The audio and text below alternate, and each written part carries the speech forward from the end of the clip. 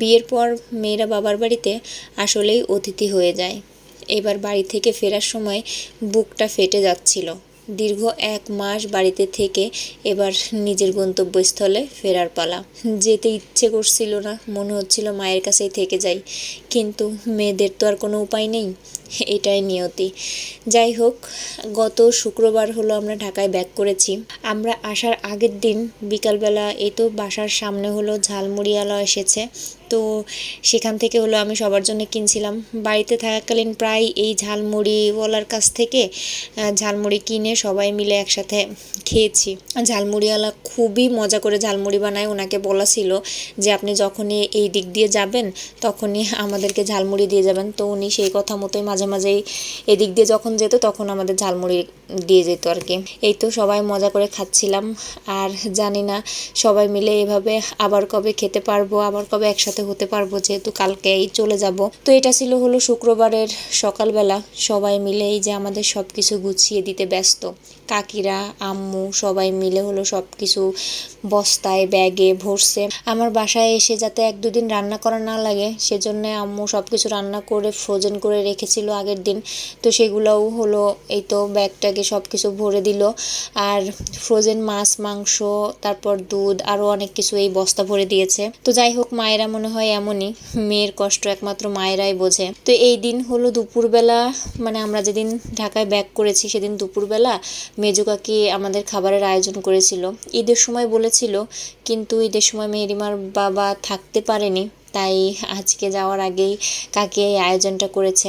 এবার ঢাকায় যাওয়ার পরে বাড়িতে আসার হয়তো অনেক দেরি হবে। আর আমার কাকিরাও আলহামদুলিল্লাহ অনেক ভালো, সকল বিপদ আপদে মানে মুখ ফুটে তাদের বলতে হয় না, তারা এসে হাজির হয়ে যায়। বাড়িতে আম্মু কাকি সবাই মিলেমিশেই থাকে।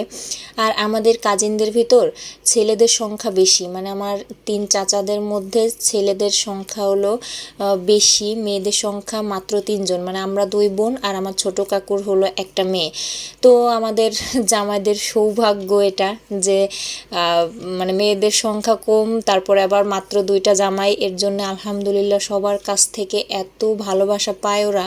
আলহামদুলিল্লাহ আলহামদুলিল্লাহ। তো কাকিরা অনেক কিছুর আয়োজন করেছিল। এই তো সবাই মিলে আমরা একসাথে বসে খেলাম। তো খাওয়া দাওয়া শেষ করে আমাদের গাছ থেকে হলো অনেকগুলা কাঁঠাল পাড়া হয়েছে।